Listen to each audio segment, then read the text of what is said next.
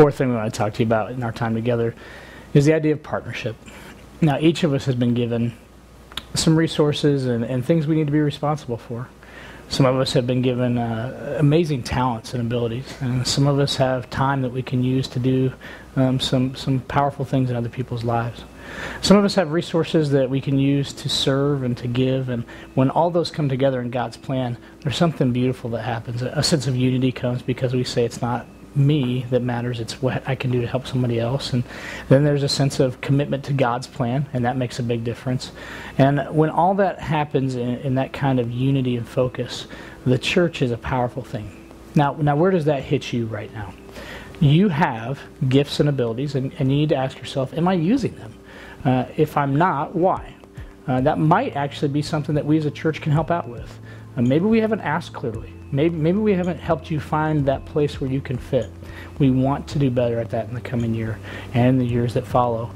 We hope, and our goal, is that everyone would be serving in some kind of ministry on a regular basis in the church.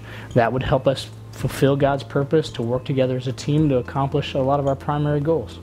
Another thing we hope is that really everyone find a place to serve regularly in the community. Some of those things that we're going to do as a church, like Day of Caring and Season of Caring, will happen a couple times throughout the year where we'll go out together. But if you wait for us, the church, to set up every time you're going to serve, you're going to be missing out on some opportunities, because God has put you in places where you work, or in the family you're in, or in the neighborhood where you live. And there are people around you who have needs. And if we wait for the church to discover all those, we'll miss out. So we pray that God would raise within you a vision and a passion for helping and serving others using your time and talents. And that would be a powerful ministry in your life. Now, another part where we talk about in church is resources. And sometimes when the church starts talking about money, it's easy to get defensive and tune out. I'm going to ask that you listen very carefully right now, because I think this is important. Christ Church at Georgetown is committed to biblical principles for how we handle money. Now that may sound like just some church talk, but listen please. We believe that we shouldn't spend money we don't have. And so we're going to be very careful about whatever offerings come in, we will use to do God's work, but we won't spend money and go into debt beyond what we have right now. And we do have some debt right now, but we are committed to getting out of that as soon as possible. So here's a goal we want to set in front of you all that we can all commit together. And even right now, the church leaders are praying about this, and we're going to commit, even before anybody else, this is what we're going to give. And then together as a church, we will even celebrate an even bigger commitment as we all bring our gifts. The idea being this: if we don't make any extra payments on our debt beyond what is due each month, we will pay off our debt in 7 years. And that'll be good. We'd be debt-free in 7 years, and we'd be able to use some money that right now is paying off a building payment to do some things in people's lives, and you know how that could make a difference. But if even a little bit extra every month came in to pay for our building payments, the ministry we could do, the lives that we could touch, my heart just starts to race when I even think about that. We already are experiencing in this time of economic unease and anxiety, and even in Fort Wayne there are many people who've lost their jobs or in times of transition.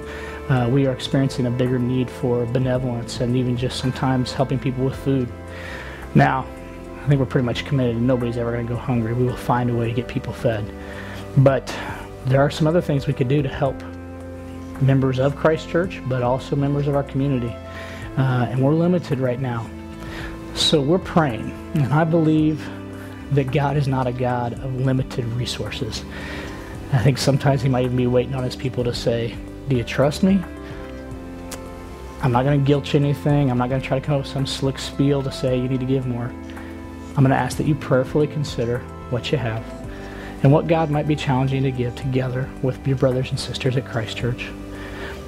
I would love for us to be able to say, if we all give the gifts we've committed to give and what God provides, then we're going to be debt-free in 3 years or 4 years as opposed to 7. We're going to figure that out together. We'll make our gifts and commitments together. But the end result will be we trusted God, we listened to His voice, and with our time, our talent, and our resources, we partnered together in unity and love. The end result, we were one in body, one in heart, and one in mind, and God was glorified.